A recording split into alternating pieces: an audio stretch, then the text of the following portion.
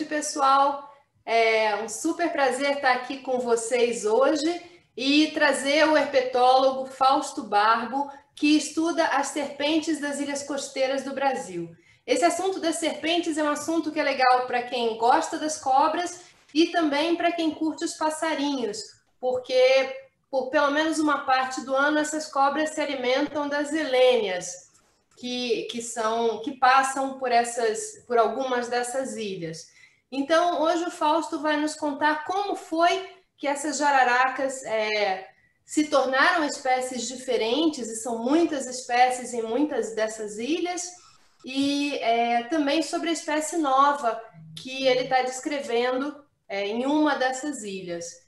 E se vocês quiserem ir fazendo as perguntas no Zoom e no YouTube, a gente vai compilando e no final a gente faz um bate-papo com o Fausto para ele responder as perguntas de todo mundo. Fausto, boa noite, muito obrigada por você estar aqui com a gente hoje e vamos lá. Obrigado, Érica, obrigado pelo convite. É um prazer trabalhar com essa área da herpetologia, que são as serpentes, né? Principalmente as serpentes ilhoas, e eu fico muito contente de poder falar sobre elas num canal tão amplo, né, como o canal de vocês.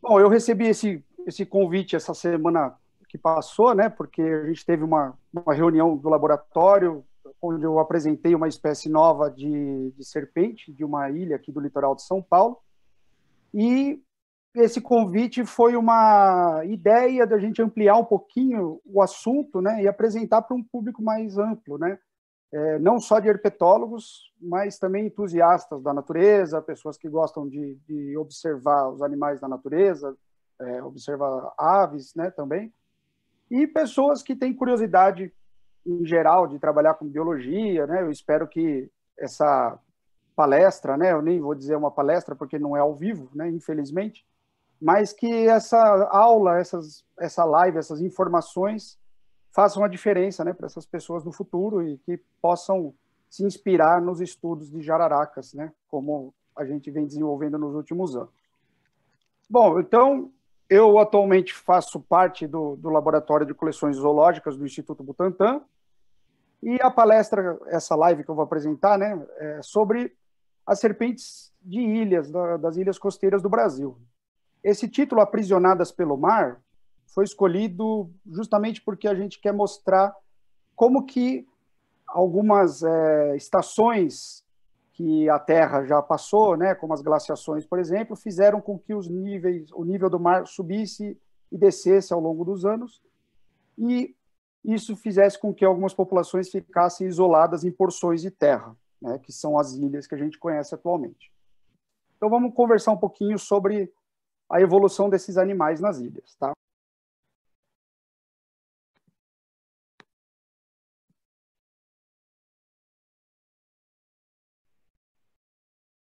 Mudo aqui. Pode ir. Tá. Primeiro a gente precisa saber quem são essas jararacas. Para quem está familiarizado, né, que é da área da herpetologia, fica mais fácil. Então, jararacas são algumas serpentes, né, algumas serpentes que apresentam algumas determinadas características que são agrupadas com esse nome de jararacas. Elas pertencem à família Viperidae, que atualmente possui 36 gêneros e 362 espécies, tá?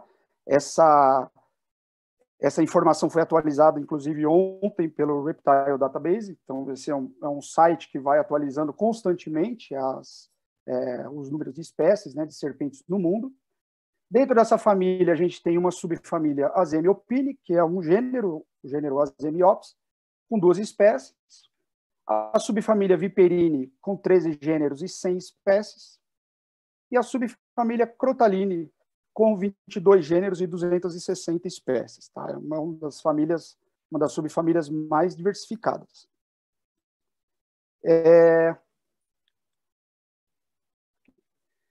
Dentro dessa subfamília Crotaline, a gente tem o gênero Botrops, que é o gênero onde se encontram essas espécies que são chamadas de jararacas. Tá?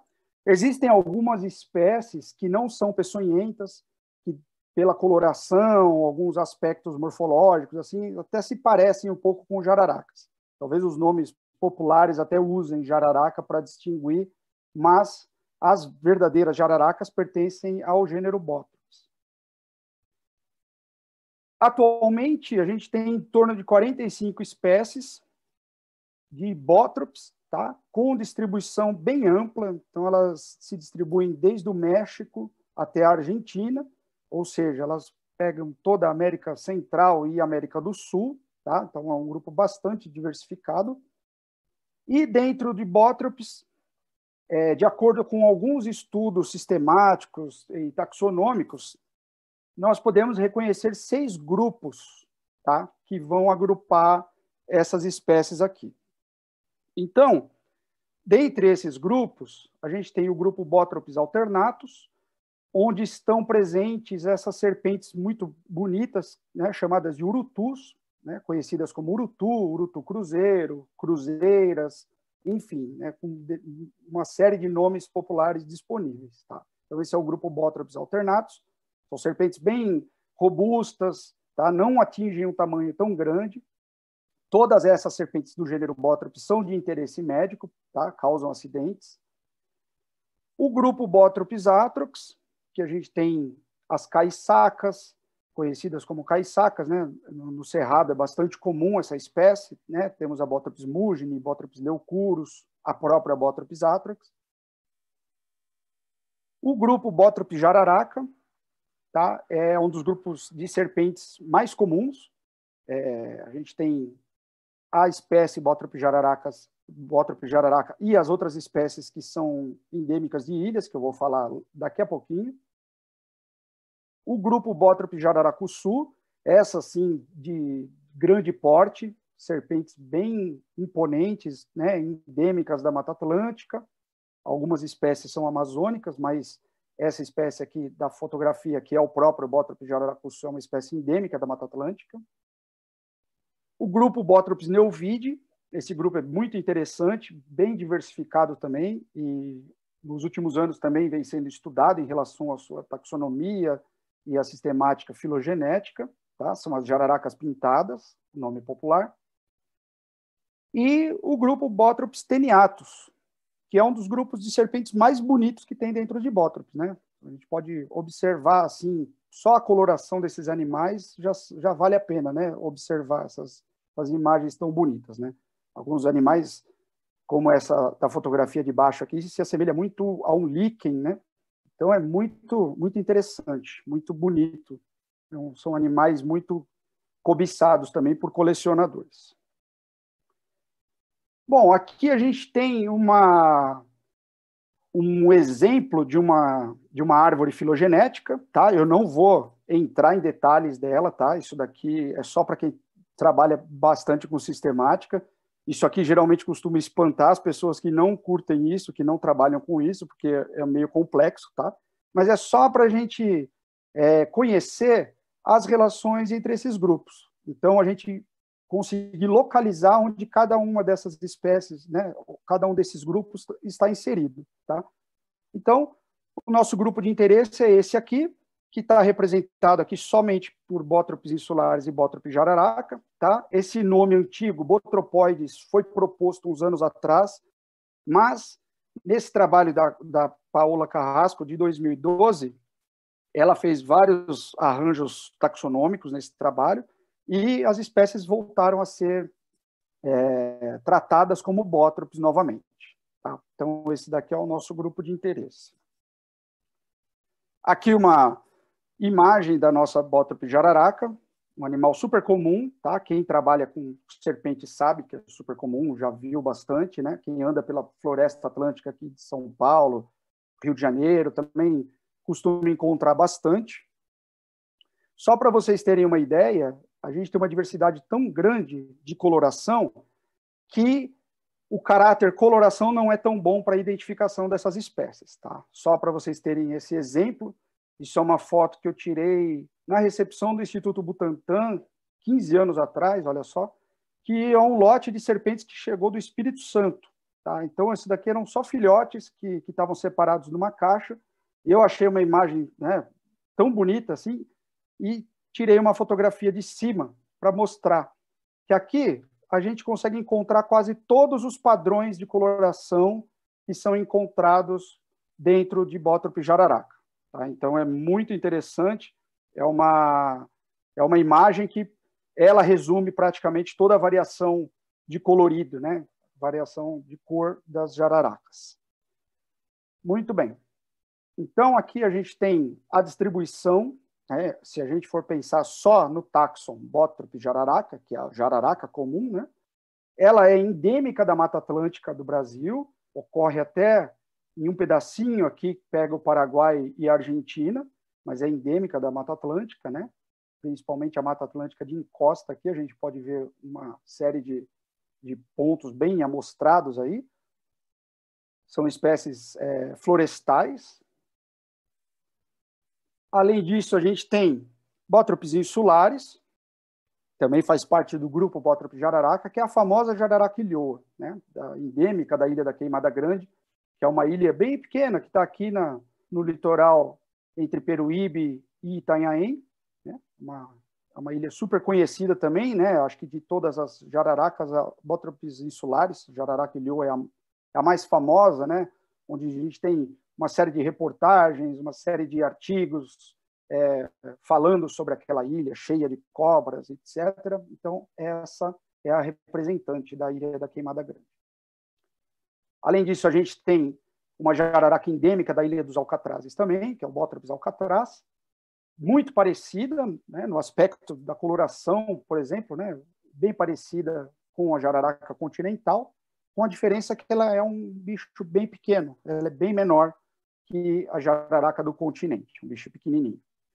E no meio eu ainda estava na coleta de dados do meu doutorado, eu estava analisando um material de coleção, analisando jararacas, né, de florestas, jararacas de ilhas, e eu encontrei uma variação muito interessante nessa população aqui, que é da Ilha da Vitória, uma ilha que tem aqui no litoral norte de São Paulo, que faz parte do arquipélago de Ilhabela, se vocês olharem esse mapa aqui embaixo, né? O arquipélago é formado por 3 ilhas, Ilha de São Sebastião, que é a Ilhabela, a Ilha de Búzios e a Ilha da Vitória, onde tem essa espécie endêmica aqui. Tá? Então, a gente, em 2012, né, nós escrevemos esse artigo descrevendo essa espécie nova. Então, já temos mais uma espécie aqui para o grupo Bótrope jararaca. Aparentemente, também é muito parecida com a jararaca, mas tem algumas diferenças morfológicas. Aqui a gente vai, assim, adiantar para vocês, né, apesar de não estar descrito ainda, é uma espécie nova também, desse mesmo material que eu estava analisando, né, esse da Ilha da Vitória, também encontrei um material da Ilha de Búzios, que corresponde a uma espécie também não descrita, tá? Com um aspecto bem parecido com o jararaca, mas com algumas diferenças morfológicas bem interessantes. Aqui, uma outra espécie, que é a espécie que eu vou apresentar para vocês hoje, que é a espécie endêmica da Ilha da Moela. Então, essa espécie, essa ilha começou a ser visitada por alguns pesquisadores e alguns funcionários do Laboratório de Herpetologia, foram coletados alguns exemplares, e depois de algumas análises, né, eu fui convidado para participar desse trabalho, e após algumas análises morfológicas, algumas comparações, a gente constatou que essa espécie também era bem diferente, né? Alguns aspectos morfológicos, e junto com a apresentação que eu fiz dessa espécie a semana passada, o nosso colega lá do laboratório, que trabalha com o veneno dessa espécie, descobriu uma série de diferenças também no veneno. Então, além de ser uma espécie diferente em relação à morfologia, ela também apresenta diferenças em relação ao veneno, tá? Comparando com as outras jararacas que a gente tem conhecimento por aqui. Então, essa espécie que eu vou apresentar para vocês. Então, aqui na costa de São Paulo, só aqui na costa, né, que a gente tem algumas informações, alguns exemplares analisados de ilhas, nós temos 5 populações insulares. Tá? Então, dessas 5, 3 já estão descritas. O exemplar aqui, a população da Ilha da Moela, está em fase de descrição, já o artigo já está quase pronto. E O exemplar aqui da Ilha de Búzios, o artigo está quase pronto também. A gente já tem uma análise bem adiantada a respeito disso e falta pouco para a gente poder concluir algumas coisas. Aí, além disso, né? Então, assim, a gente vai trabalhando, vai divulgando o trabalho, conversando com novos pesquisadores, com outros colegas de outros estados, e aí alguns colegas da Universidade Federal do Espírito Santo, né, o pessoal que trabalha com a herpetofauna capixaba, nos convidou para possivelmente descrever uma espécie nova também, que era da Ilha dos Franceses, né? Então, eles convidaram a gente para participar de uma expedição. A gente foi até essa Ilha dos Franceses, que fica aqui no litoral sul do Espírito Santo, né?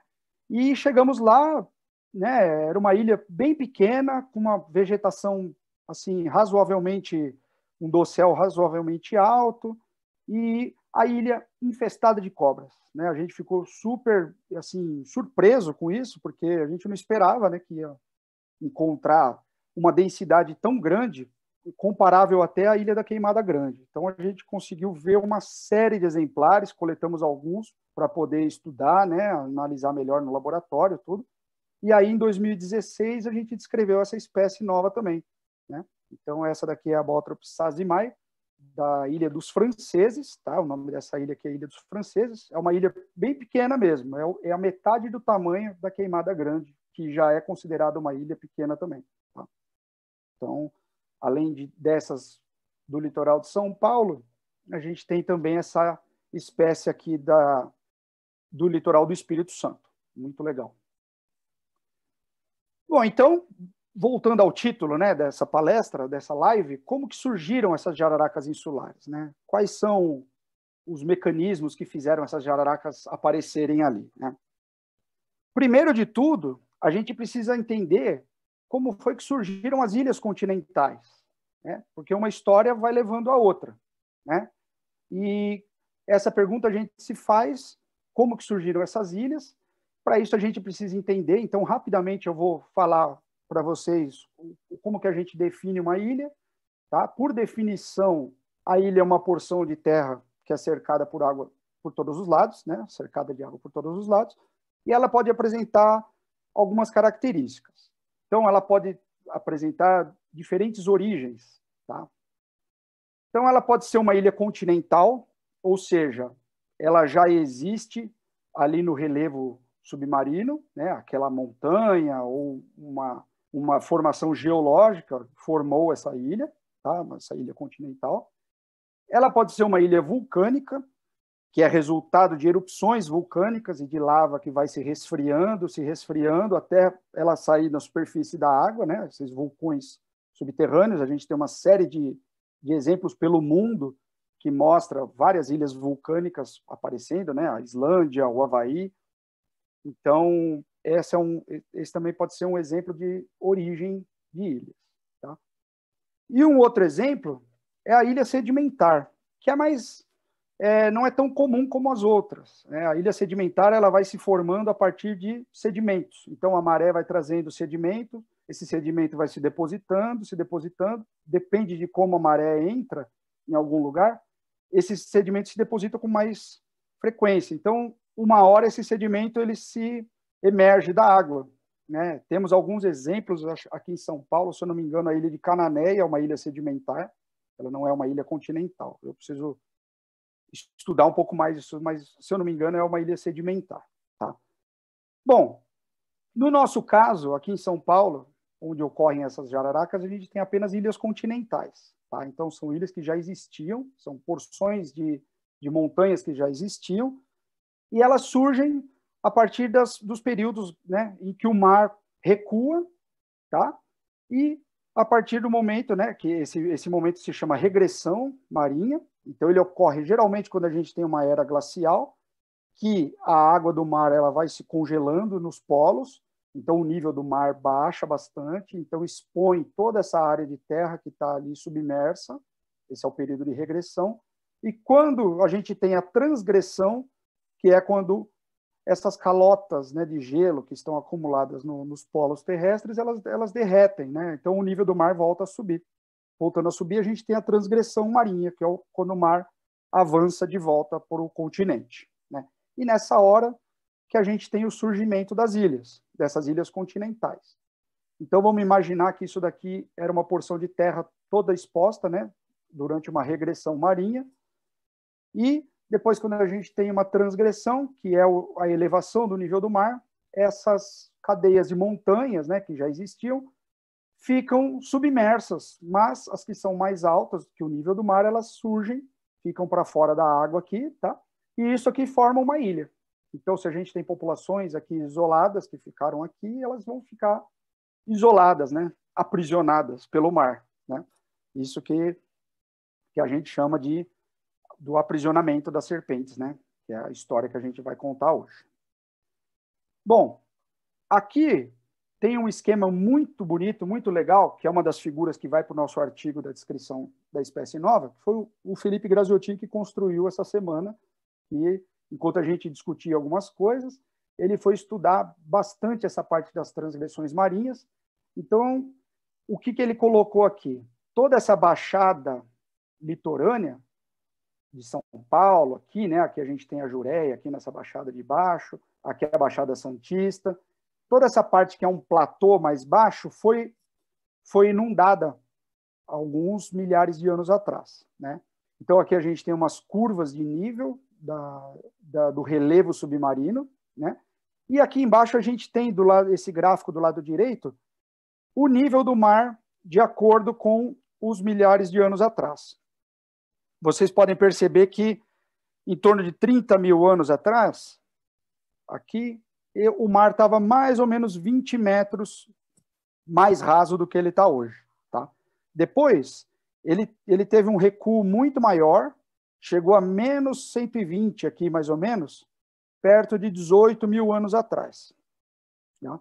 O que a gente lê nos artigos, o que é mais comum, esse assunto mais comum, é que entre 10 e 15 mil anos, essas ilhas estavam todas conectadas ao continente. Essas ilhas mais próximas aqui, né? Queimada Grande está mais ou menos 35 quilômetros. A Ilha da Moela é uma ilha muito próxima, está praticamente mais ou menos 2 quilômetros só. Alcatrazes também segue a queimada, mais ou menos 35. Vitória, mais ou menos 25, 30, dependendo de onde a gente anda, né? E em torno de 10, 11 até 15 mil anos, o mar estava pelo menos 60 metros mais baixo. Em alguns pontos ele estava até mais baixo, né? E isso evidencia, né, se a gente olhar aqui, perto de Alcatrazes são menos 40, né? A média aqui menos 30, menos 20, então isso indica que essas ilhas estavam conectadas ao continente. O que isso quer dizer? Que a gente podia ter uma população litorânea, que ocorria aqui nessas baixadas, ocorria na Serra do Mar, e também ocorria nessas ilhas. E a partir do momento que o mar começou a subir, essas ilhas foram isoladas, e essas porções de população, né, essas amostras populacionais, ficaram isoladas nessas porções de terra mais altas, né, que são as ilhas que a gente vê hoje. Mas a história não pode ser, não deve ser bem assim tão simples como a gente está vendo aqui. Né? Se a gente observar aqui na frente da Queimada Grande, a gente tem um vale, tá? A gente não sabe a profundidade. Aqui a gente só tem a média, mais ou menos, de menos 30 metros. Mas isso daqui pode ocasionar um isolamento muito mais antigo. Tanto é que se a gente observar essa árvore verdinha aqui, essa população de insulares, ela está mais relacionada com esses caras daqui, em verde, do que o bicho da moela, que está aqui mais relacionado com essa população em vermelho aqui. Então, alguma coisa teve histórica aí no meio que separou, né, onde o ancestral dessas duas espécies se separou. Então, elas não têm muitas relações entre si. Tá? E uma evidência dessa transgressão marinha é que, se a gente olhar aqui, em torno de 8 mil anos até mais ou menos 2 mil anos, o mar subiu mais do que ele está hoje. Então, hoje, se a gente tem o nível 0, que é o nível do mar, entre 2 e 8 mil anos atrás, o mar estava mais alto que isso, né? E ele chegava até essas baixadas aqui. Então, aqui, onde a gente vê a Baixada Santista, era mar. A gente tem algumas evidências interessantes. E esses morrinhos que a gente encontra aqui, como o Maciço da Jureia, alguns morros que tem aqui em Mongaguá, Praia Grande, eram ilhas no passado. Então, a gente está assistindo a história acontecendo aqui ao vivo, né? Enquanto a gente vê a ilha em alto mar isolada do continente, a gente está vendo ilha conectada aqui nessas baixadas, conectadas ao continente. Então, aqui a gente está observando a história inversa, né? E é muito interessante isso, porque a gente tem algumas evidências de transgressões marinhas, tá? Uma delas seria a presença do ouriço do mar, né? É uma coisa bem interessante de se observar. Quem conhece o ouriço, quem já andou pelos costões das praias, sabe, né, o que é um ouriço. Quem já teve a infelicidade de pisar em um descalço também, sabe o quanto que dói uma espetada dessa daqui, né? Quando ela não quebra na sola do pé, que fica lá inflamado, né? O ouriço ele tem uma característica muito interessante. Ele escava, aos pouquinhos ele vai escavando a pedrinha, o costão, e vai se fixando. Aqui em cima, nessa figura da esquerda, a gente tem um monte de buraco de ouriço aqui na pedra, né? E a maré está aqui, né? Eles são animais de maré. Então, a maré sobe, desce, e eles ficam ali onde tem a linha de maré, né? A gente tem um exemplo aqui nessa foto da direita, acima, eles incrustados ali no costão. E o que a gente encontra, essa aqui é uma foto da Ilha da Queimada Pequena, que é no caminho da Queimada Grande, a gente tem a Queimada Pequena, que é conhecida como a Queimadinha. Se a gente observar esse costão, a gente vai encontrar alguns buracos de ouriço lá no alto. Perto da vegetação aqui, a gente encontra alguns. O que isso mostra para a gente? Que a água já chegou lá em cima. A gente teve mar até aqui em cima também, né? Isso é uma evidência muito importante, né? Tá aqui impressa numa rocha, né? Então, não tem como a gente se enganar em relação a isso, tá? Outra evidência muito interessante também é a presença de sambaqui. Então, os sambaquis, eles são formações construídas, né, principalmente de conchas, de moluscos, e que são formadas ao longo de milhares de anos por populações que habitavam essas regiões litorâneas. Então, tem esse desenho muito bonito que eu encontrei aqui, que o sambaqui nada mais era do que, vamos dizer assim, um lixão dessas populações, né? Eles iam descartando, formando essas montanhas. Tem relatos que eles colocavam até corpos dos componentes do grupo que morriam, entravam nesse bolo também. E ao longo dos anos, favorecido pelo clima, né, por chuvas e tudo mais, essas montanhas se solidificam, né? Então, a gente tem evidências de sambaqui em vários lugares, né? Então, tem aqui um exemplo de Santa Catarina, um exemplo aqui de Cananéia, e o Felipe andou estudando essa semana também, encontrou evidências de sambaqui registrado em Cubatão, né? Hoje, Cubatão está afastada do mar, mas nessa época, né, entre 2 e 8 mil anos, onde tinham populações litorâneas ali, o mar chegava até Cubatão. Então, é mais uma evidência das transgressões marinhas, né? Isso é bem legal, são informações históricas que estão ali disponíveis, né, para a gente olhar. Aqui, eu já vou acabar com os gráficos, tá, gente? É só para mostrar para vocês entenderem a história, tá? A gente já vai falar de cobra também, que é mais legal. Aqui a gente tem um gráfico mostrando o nível do mar também, né, em vários lugares do mundo, né, onde esses registros foram feitos, né, com evidências e tudo mais, e mostra que entre 14 e 16 mil anos o mar estava aqui menos 80, né, ou seja, 80 metros mais raso do que ele é hoje.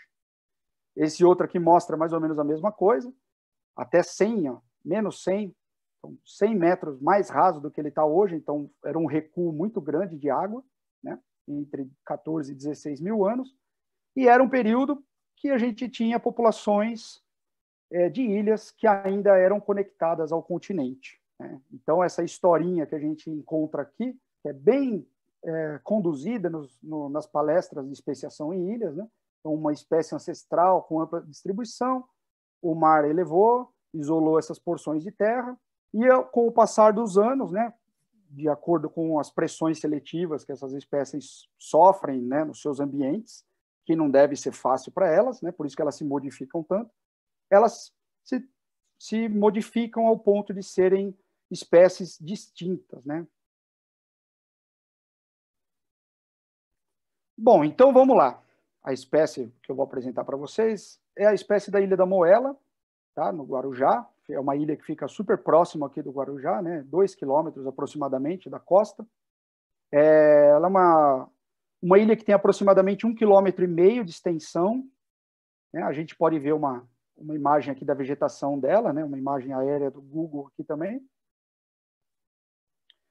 Aqui, para vocês se localizarem melhor, tem as coordenadas, tudo. Esses números aqui são os números que eu utilizei para analisar populações, né, que a gente tinha na coleção de jararacas, né, desses municípios, para poder comparar com essa espécie aqui, para poder dizer, né, onde que ela é diferente, né, em que aspecto morfológico ela é diferente. Então, está aqui uma foto do holótipo, tá? Eu não coloquei o nome dela aqui ainda, porque a gente não pode usar o nome antes de estar publicado, senão ele fica inválido, tá? Então, é surpresa, em breve, espero que até esse ano, até o final do ano, esteja publicado. Então, aqui a gente tem uma imagem, né? Essa imagem lateral aqui mostra algumas escamas, por exemplo, a jararaca tem algumas escamas aqui, que essa espécie aqui não apresenta. É uma espécie bem diferente, né? Para quem trabalha com ela, fica fácil de entender, comparando outras, né? Para quem não trabalha, está vendo uma jararaca comum aqui, tá? Mas tudo bem, isso é normal. O trabalho, se tiver bem escrito, ele vai fazer esse papel aí de diferenciar uma da outra. Bom, então, do grupo Bótrope jararaca, que é esse grupo que eu acabei de falar, nós temos 5 espécies reconhecidas, uma continental e 4 insulares, tá? Uma continental porque tudo que está no continente a gente chama de jararaca, tá? Com essa forma, né, que a gente conhece como jararaca. Mas eu vou falar que aí também tem alguns probleminhas, tá? E espécies endêmicas de ilhas, já são 4 espécies descritas, uma em fase de descrição, que é essa da moela, e ao menos mais 2 outras novas, que é uma da ilha de Búzios e uma de uma ilha de Santa Catarina, ilha do Arvoredo, que a gente vai ainda se aprofundar um pouquinho mais. Mas parece que também tem algumas evidências de ser uma espécie diferente. E no continente também tem coisas novas para serem descritas, né? Mas esses trabalhos ficam por uma outra conversa, estão em fase de preparação e é bem complexo também. Isso aqui daria outra live até para a gente conversar, tá? Não é para hoje, não.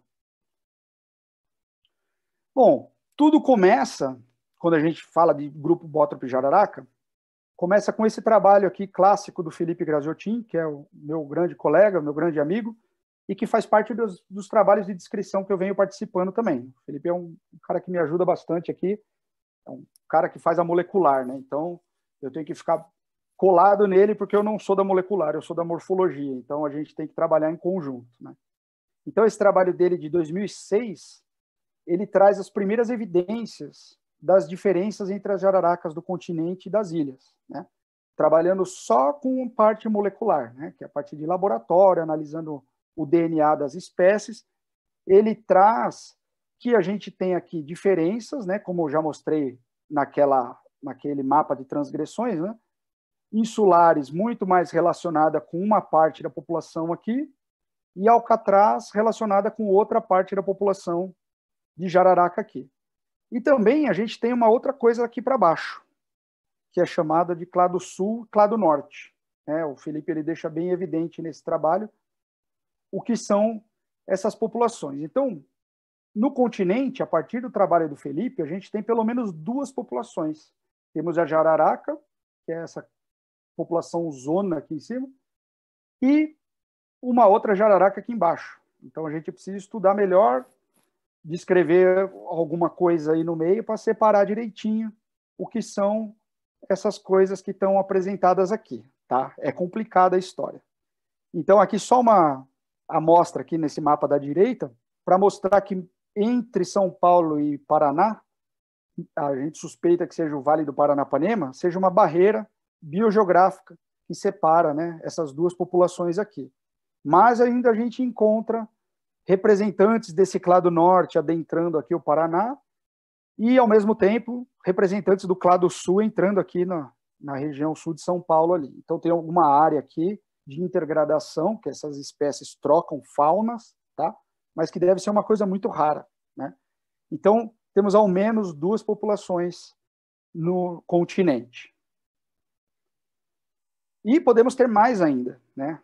Temos aqui uma população da Chapada Diamantina, que a gente está estudando, que parece ser diferente também, pelo menos na parte molecular ela é diferente, e a parte morfológica tem alguma coisa importante ali, que isso está sendo estudado nesse momento.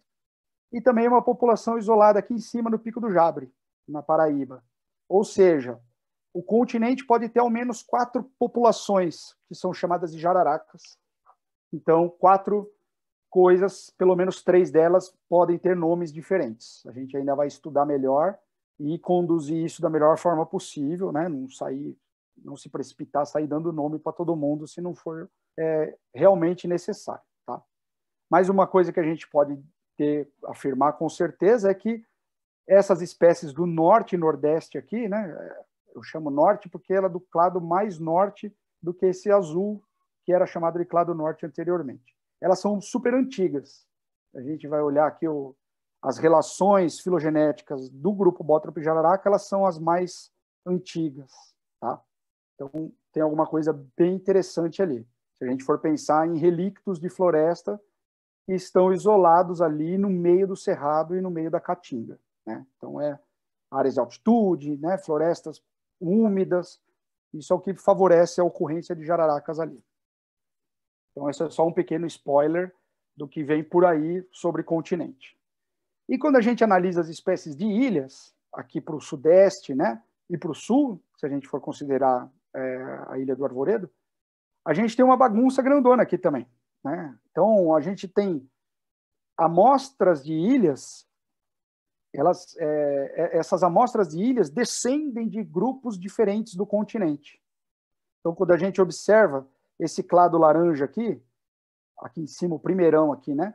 Tem alcatraz misturado com jararaca da Ilha da Moela, misturado com a população de Caraguatatuba, de Ubatuba e da Ilha da Vitória.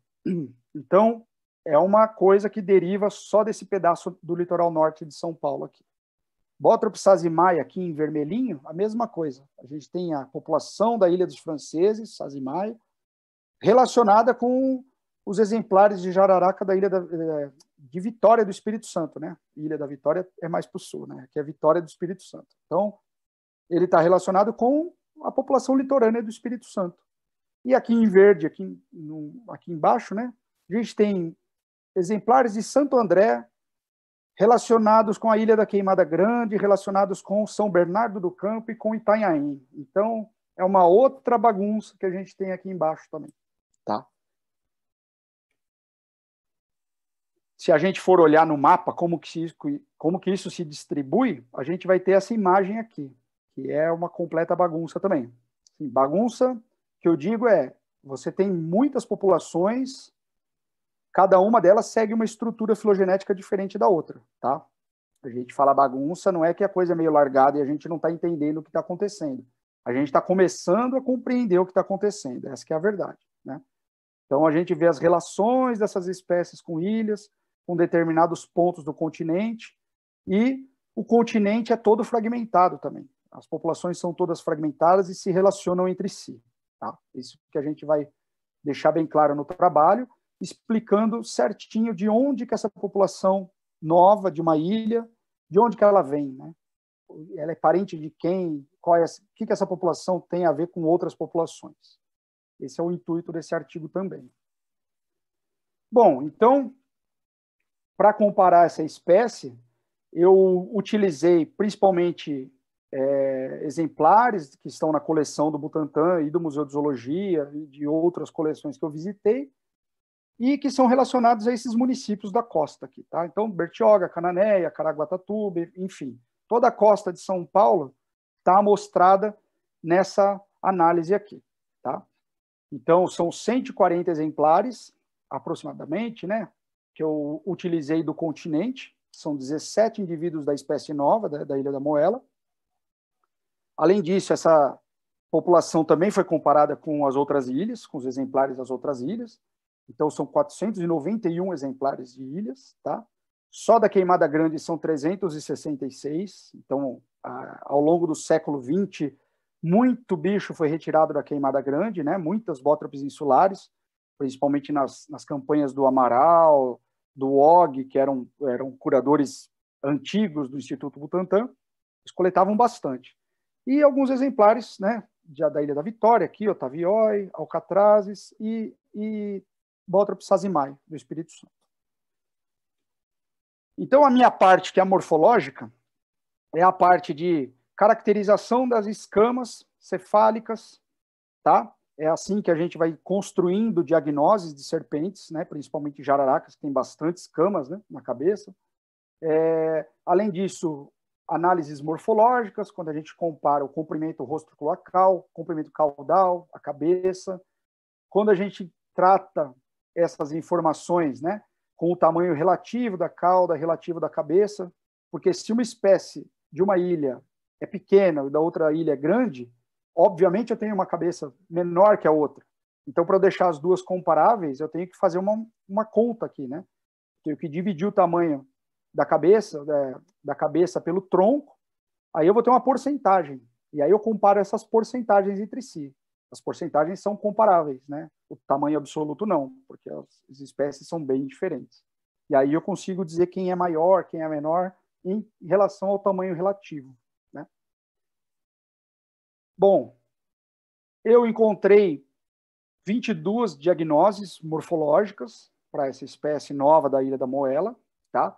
Então, se a gente compara, obviamente, essas espécies vão apresentar sobreposições de características, por isso que a gente usa uma combinação de caracteres, ou seja, essa espécie ela é diagnosticada através do tamanho do corpo ter esse comprimento, tantas escamas ventrais, subcaudais, tudo mais. Então, eu tenho que juntar algumas pecinhas para poder dizer, esse bicho é esse, e o outro é o outro, entendeu? É assim que funciona quando a gente tem espécies que são muito parecidas visualmente, tá? Mas quando a gente olha com detalhe, a gente consegue detectar as diferenças. Então, isso faz parte dos meus resultados. Aqui também, mostrando em gráficos, para ficar bem mais claro, só em comparação da Ilha da Moela com a jararaca da costa de São Paulo, a gente já tem diferenças aqui, ó, de comprimento do rosto até a cloaca. Então, de machos e fêmeas, o animal da Ilha da Moela é bem menor, ou né, bem menor, né, é relativo, né? É menor que as populações continentais, que a jararaca da população continental. O número de ventrais também é menor, comparado com elas. O tamanho relativo da cabeça é maior, ou seja, apesar dela ser uma espécie de tamanho absoluto menor, ela é relativamente mais cabeçuda que a jararaca da costa de São Paulo, da região costeira de São Paulo. Isso é bem interessante, né? Já dá para ter uma diagnose morfológica bem importante aí. E quando a gente compara com as outras espécies de ilhas, tá? Uma coisa que separa já é a distribuição geográfica. Elas não têm nenhuma sobreposição geográfica. Cada uma está numa ilha. Então, não existe esse tipo de problema.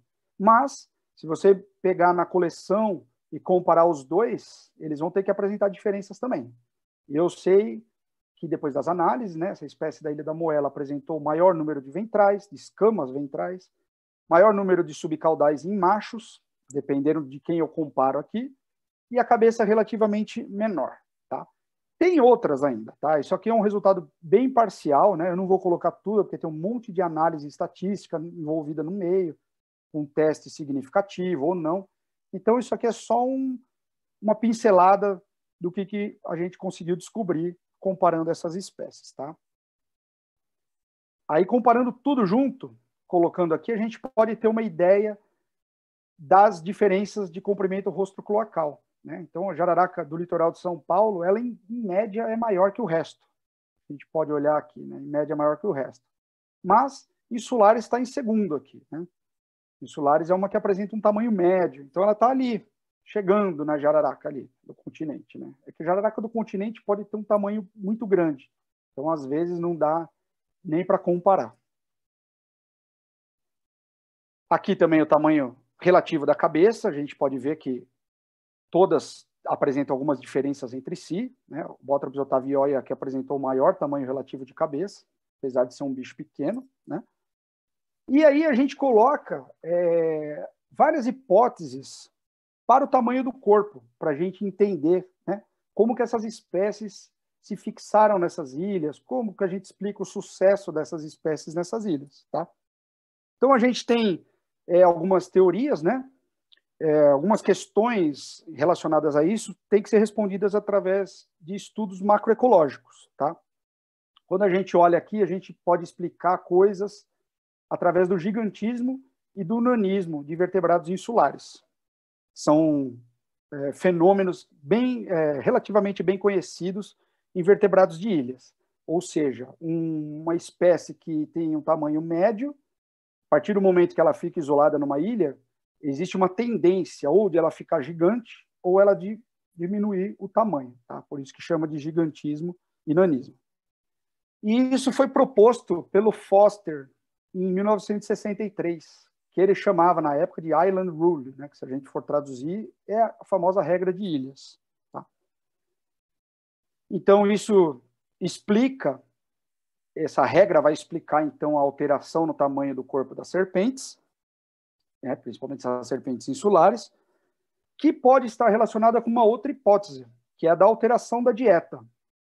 Então, a gente tem aí uma ideia de que essas cobras comem coisas diferentes em cada ilha, tá? E diferente até da serpente ancestral dela, né, ou a população do continente, tá? Então, essa proposta foi feita pelo Bobak em 2003, formulou essa hipótese da relação da dieta nesse tamanho do corpo das serpentes, e isso deve ser uma coisa que a gente chama de bimodal, né? Significa que as formas insulares elas devem ser menores ou maiores em relação às populações continentais, que é uma consequência da disponibilidade de presas, tá?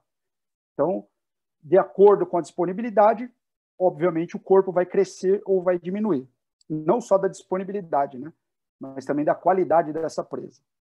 Se a gente observar aqui um juvenil de jararaca no continente, ele se alimenta de lacraias e de presas ectotérmicas, né, presas de sangue frio. Por exemplo, um sapo, né, anfíbios, né, anuros, lagartos, pequenos lagartos. Então, aqui a gente tem presas com caloria um pouquinho, né, um valor energético um pouquinho menor que uma presa endotérmica, que é aquela presa de sangue quente, tá? Então, o juvenil de jararaca, que é pequenininho, ele come esse tipo de presa. Já o adulto, ele ocasionalmente pode comer um anuro, um lagarto.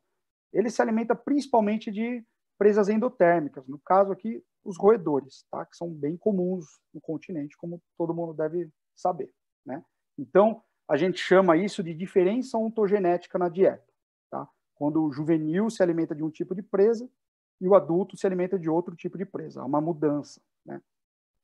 Bom, estudando as ilhas do litoral, principalmente as ilhas que a gente conhece, que já tem históricos de coletas, né?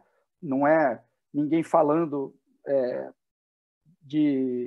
assim, tirando conclusão do nada, né? A gente tem análises feitas por mastozoólogos que foram coletar nessas ilhas, e nenhuma delas abriga populações naturais de pequenos mamíferos, que é o que um adulto se alimenta, né? Nenhuma delas. Então, nessas ilhas, os adultos de jararaca não têm roedores para comer. O tipo de presa endotérmica dela não é o roedor, né?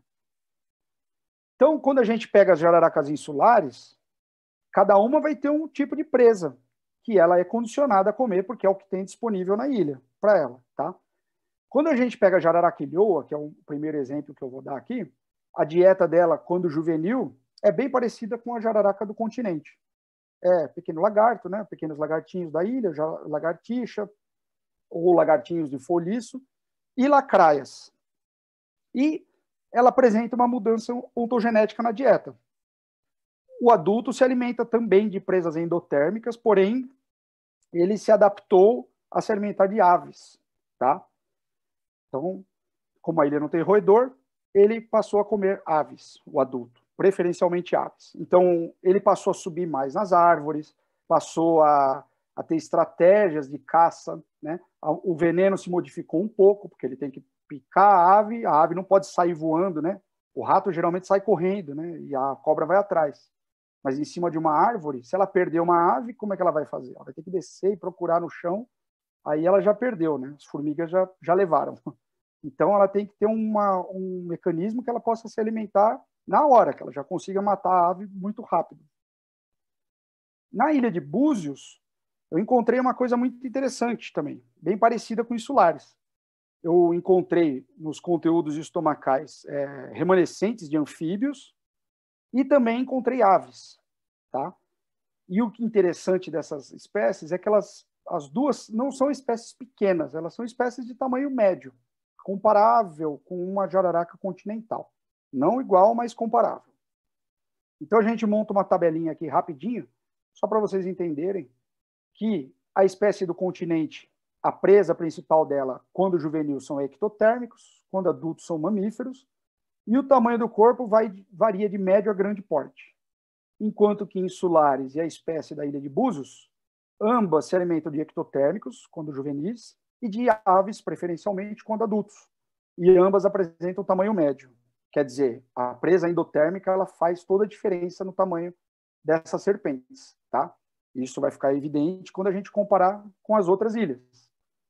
Quando a gente pega Bótropis alcatraz, Sazimai, Otavioi e a espécie nova da Ilha da Moela, todas elas apresentam um tamanho bem reduzido em relação à espécie continental. Tá? Elas são pequenas, são espécies bem pequenas. O jararaca, assim, magrinha, pequenininha, não é um animal grande, não. E isso é bem homogêneo dentro da população. Então, em alcatrazes, a gente encontra o adulto também se alimentando de lacraias e de presas ectotérmicas, né? Tanto o juvenil quanto o adulto se alimentando do mesmo tipo de presa. Ela não tem endotérmicos para se alimentar lá. Na Ilha dos Franceses, a mesma coisa, né? Foi encontrado lagarto e lacraias no estômago desses animais, tá? Nos exemplares de coleção, ou seja, presas ectotérmicas também e um tamanho reduzido.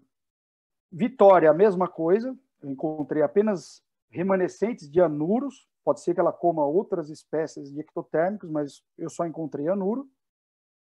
E a jararaca da Ilha da Moela também. Encontrei lacraia, que parece que está no cardápio de todos os filhotes de jararaca, tanto continental quanto das ilhas, né? E lagartinhos, né? Remanescentes de lagartos dentro do estômago. Então, se a gente for observar aqui, a gente pode dizer que essas quatro formas, na verdade, né? Aqui eu só coloquei as três, mas a Ilha da Moela também entra aqui. Elas são formas anãs, então ela cai naquela parte do nanismo da regra de ilhas, né? E a forma do corpo é menor e a dieta similar a um juvenil de jararaca, né? Ela mantém, então, a alimentação sem diferença ontogenética, muito semelhante a uma jararaca jovem do continente. Então, quando a gente termina de montar nossa tabelinha aqui, as que se alimentam de presas endotérmicas aqui em cima, com tamanho de médio a grande, e as espécies que se alimentam de ectotérmicos aqui embaixo apresentam o corpo pequeno ou reduzido, né? Então, isso é uma coisa interessante também, que se repete em várias ilhas. As espécies, o sucesso delas vai depender da disponibilidade de presas que elas têm, tá? Bom, se a gente for olhar aqui, dessas formas, duas formas, né, pelo menos, insulares e Ilha de Búzios, elas conservam, né, a mesma alimentação dos exemplares continentais. Só para a gente ter uma ideia, esses aqui são os dados que eu publiquei de uma parte do meu mestrado, para mostrar como o jararaca pode ser um exemplo muito bom de estudo evolutivo, né? Elas se adaptam bem em qualquer lugar, elas apresentam uma plasticidade fenotípica muito grande. Aqui eu estudei as serpentes que chegavam do município de São Paulo, né? E jararaca era a terceira espécie que mais chegava no município de São Paulo. E ainda deve chegar, ainda deve ser, se não for a terceira, está entre a segunda e a quarta aqui, mas ela chega muito. Então, ó, aqui nesse mapinha a gente vê que ela está espalhada na cidade toda. Onde tem área verde, onde tem um parque, alguma coisa assim, pode ter uma jararaca. Então, ela está ali no ambiente urbano. Se ela sobrevive a um ambiente urbano, alguma coisa está relacionada a essa adaptação dela. Então, ela consegue, assim, eu imagino que ela fica isolada numa ilha, dali a pouco ela já se acostumou ali, ela já dá um jeito, ela levanta, sacode a poeira e dá a volta por cima, como diria a música do Vanzolini. Bom, gente, então vamos partir para falar um pouco da conservação dessas espécies insulares. Se a gente for pensar que as ilhas são laboratórios naturais, são laboratórios que conservam um endemismo muito forte, porque a gente tem vertebrados endêmicos, tem insetos endêmicos, plantas endêmicas, são áreas únicas, né? Áreas evolutivas únicas. Então, elas merecem uma atenção muito grande. Elas merecem uma dedicação, principalmente do governo, que eu não vou nem entrar nesse mérito, que senão a gente vai ficar em depressão coletiva aqui, né? Mas, assim, elas precisam ser olhadas com muito cuidado, porque se a gente não tomar as devidas precauções hoje, daqui num futuro próximo, a gente pode ter a extinção local de uma dessas espécies aqui, tá? Então, uma das coisas que a gente se baseia é no livro vermelho das espécies ameaçadas. Isso é mundial, né? Um livro que coloca espécies do mundo que são ameaçadas de extinção, tá? Ele leva em conta alguns critérios, por exemplo, redução do tamanho da população, a distribuição pequena, se ela apresenta declínio ou flutuação, enfim, né? O tamanho.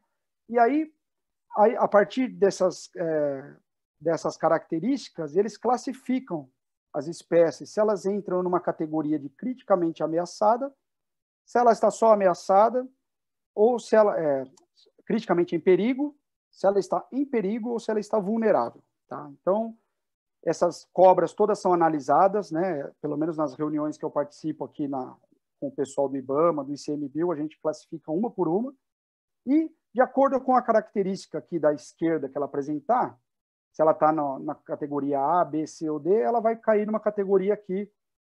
E, por incrível que pareça, todas as nossas espécies de ilhas descritas até agora estão criticamente ameaçadas de extinção.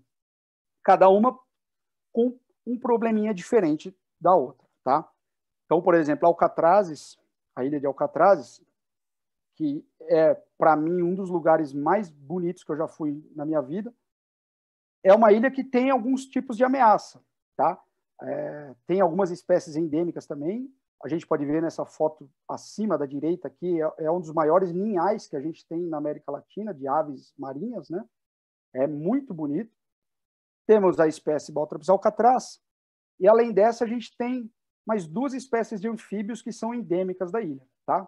Que é um Ololigon, né? Antiga Synax, que vive só numa parte de bromélias que tem na ilha, e um Ciclorhamphus faustoi, que, apesar desse lindo nome, não é em minha homenagem, tá? Infelizmente. É de um outro Fausto, que é uma pessoa super querida também. Esse Ciclorhamphus aqui, ele ocorre num riacho seco que está num pedaço da ilha ali, que corta um pedaço da ilha.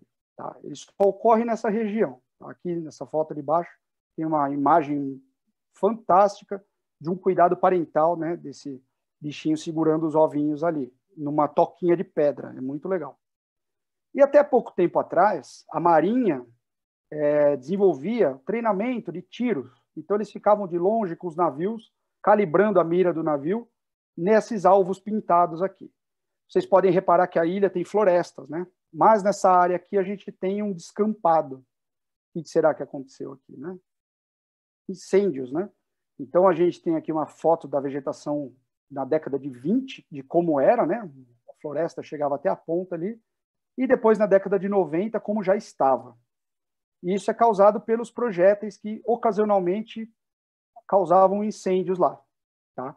Várias vezes a ilha pegou fogo. Esse aqui, acho que, se eu não me engano, foi um dos de 2005, se eu não me engano, que o fogo, essa área de gramínea que estava ali com os alvos pintados, quase toda foi queimada. E nessa foto de cima da esquerda, a gente pode ver que ele para no cantinho da floresta, exatamente onde tem esse leito de riacho seco que ocorre essa espécie de Ciclorhamphus. Então, você vê, mais um pouco, esse incêndio pode extinguir as espécies dessa ilha. E dentro dessas, né, desses incêndios, Bótropis alcatraz pode desaparecer também, tá? Esse caso ficou bem, foi bem discutido na época, um monte de discussão, porque que a Marinha não parava com isso, né? Eu não sei qual era o receio deles, que precisavam dizimar uma ilha para calibrar um alvo, né? Uma mira de navio, mas enfim. E na Ilha da Queimada Grande, a gente tem outros tipos de ameaças. Essa parte aqui, né, descampada, que inclusive é onde eu estou agora, né, essa imagem atrás de mim aqui, esse é o capinzal da Ilha da Queimada Grande. Aqui nessa foto de baixo a gente consegue ver ele direitinho aqui. Isso foi um incêndio provocado pela Marinha mesmo, né? Sempre a Marinha, né, gente? Por favor, né? E porque a Ilha da Queimada Grande ela tem um farol. E o marinheiro, antes tinha casa lá, né? O faroleiro morava lá. E pelas histórias que contam, tudo, as cobras eram um problema, porque matavam os animais, né? O cachorro, o gato, a galinha que o pessoal criava lá, morria picado de cobra. Eu não sei se teve óbito de faroleiro, dizem que sim, eu já ouvi dizer que não, mas enfim. Então a Marinha ia lá e colocava fogo na ilha. Então isso aqui foi queimado pela Marinha mesmo, com a ideia já de dizimar a população de insulares já na década de 10, década de 20. Então isso é bem antigo, né? Essa paixão deles pela natureza. Então, se essa espécie pode desaparecer, né? Com um incêndio, toda a ilha pode se queimar e ela então está ameaçada não só por causa disso. A gente tem evidências recentes lá de roubo de animais para tráfico de animal silvestre, para colecionadores, né? Uma colega nossa foi abordada, a Karina, foi abordada no porto lá de Itanhaém e ofereceram para ela dinheiro, ofereceram um comprador, se ela não queria vender e não sei o quê.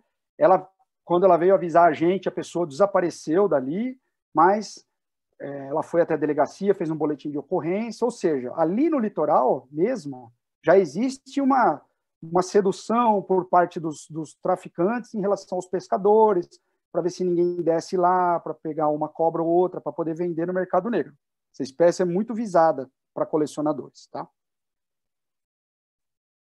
Aqui um exemplo, que eu até estava conversando com a Érica antes de começar a reunião, a live, sobre a alimentação dessas espécies, né? Eu tive presente nessa ilha em 2 ocasiões que chegaram revoadas de aves migratórias, né? A ave da ilha aprendeu a evitar a cobra. Então, assim, a insulares, Bótropis insulares, ela não se alimenta de aves que estão residentes, porque essas aves aprenderam a evitar ela. Elas comem em torno de 1 vez ou 2 no ano só. E é nesse período que essas aves chegam de fora, pousam na ilha, ficam alguns dias e vão embora, tá? Nesse período elas sobem na árvore, se alimentam, tudo. Então, se tiver alguma mudança climática que impeça uma revoada de aves para essa ilha nesse período, elas podem ficar até 1 ano sem comer nada, tá? Então, isso é uma das piores coisas que podia acontecer, né? Essa espécie ela não se alimenta, ela não vai se reproduzir, não vai se desenvolver, e a população pode ter uma oscilação bem drástica, uma redução, e isso pode, né? Se você sobra ali poucos exemplares que resistem a isso, você pode levar uma população inteira à extinção, tá? Sem contar que a ilha também tem 2 outras espécies, né? Uma dormideira, em Alcatrazes também tem, tá? Essa daqui é da Queimada Grande, e uma espécie de Ololigon também, peixotói, que é endêmica também, fica no bromelial da ilha, tá? E também está ameaçada de extinção. Por isso que a gente tem que tomar cuidado, né, com as ilhas, né? Como que a gente deve tratar essas ilhas.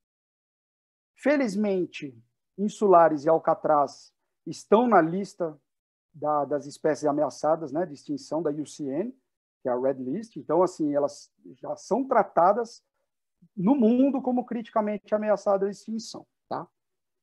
Alternativamente a isso, que a gente ainda não colocou as outras espécies, a gente tem o livro vermelho da fauna brasileira ameaçada de extinção, onde recentemente o Bótropis otavioi adentrou, infelizmente, né? E ela por outro motivo, né? Aqui na Ilha da Vitória, por exemplo, a gente tem em torno de 18 famílias que moram nessa ilha, que são famílias tradicionais, né? De caiçaras e pescadores que moram lá. E essas pessoas, poxa, elas sobrevivem na ilha, né? Então, elas pescam e plantam. Então, a gente pode observar aqui que tem um descampado grande na ilha, que são resultados de queimadas antigas ou recentes, tá? Constantemente eles abrem um roçado lá, põem fogo num pedaço, tal. Nessa foto aérea aqui a gente consegue ver umas manchas de área clara, né? Que é onde foi desmatado. Apesar de ela ser uma ilha razoavelmente grande, ainda tem alguma florestinha ali, tudo, mas está em constante ameaça por causa de ocupação humana na própria ilha. Tá? Que é o mesmo caso da ilha de Búzios, que é a ilha vizinha dela, que também tem até escolinha na ilha, né? Para vocês terem uma ideia como tem bastante gente morando lá.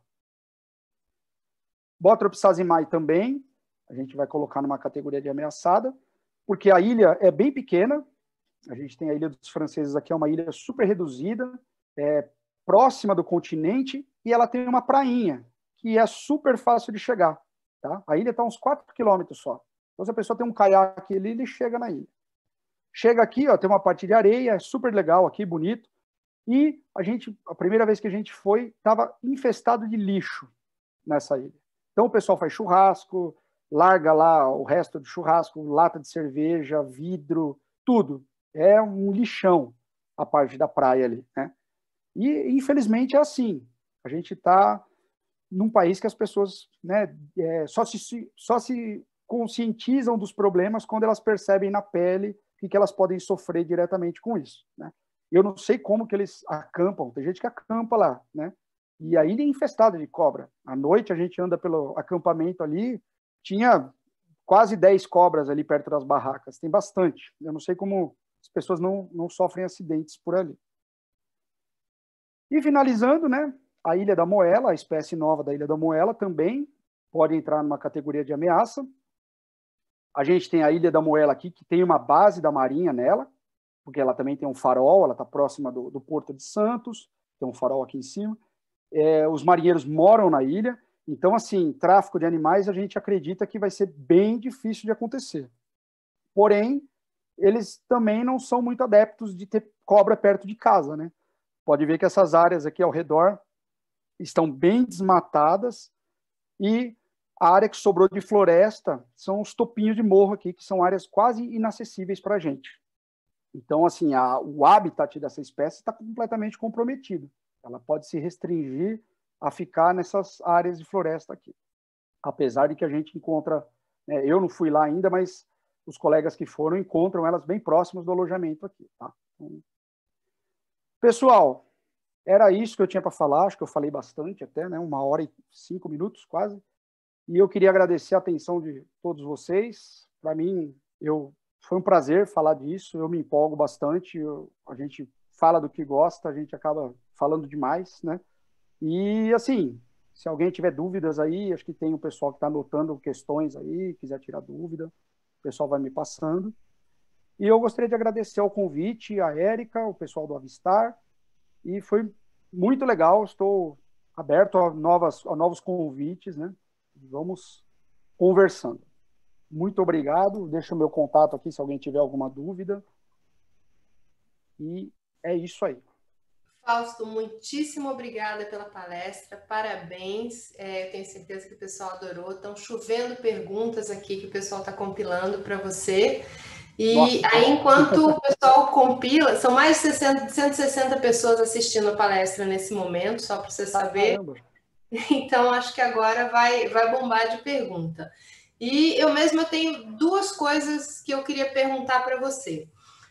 Uma delas é uma coisa que eu sei bem, mas eu achava que você podia falar um pouquinho mais para as pessoas, é o seguinte, você mencionou quando você estava falando da espécie nova, você falou em holótipo, e você falou bastante sobre os bichos de museu e sobre contagem de escamas, sobre o estudo da morfologia e tal.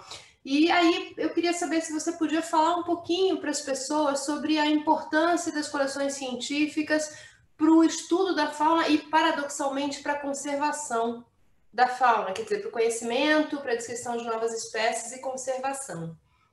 E explicar também o que é um holótipo né? Assim, e depois eu tenho ainda uma outra, mas enquanto isso a gente vai compilando aqui. Tá.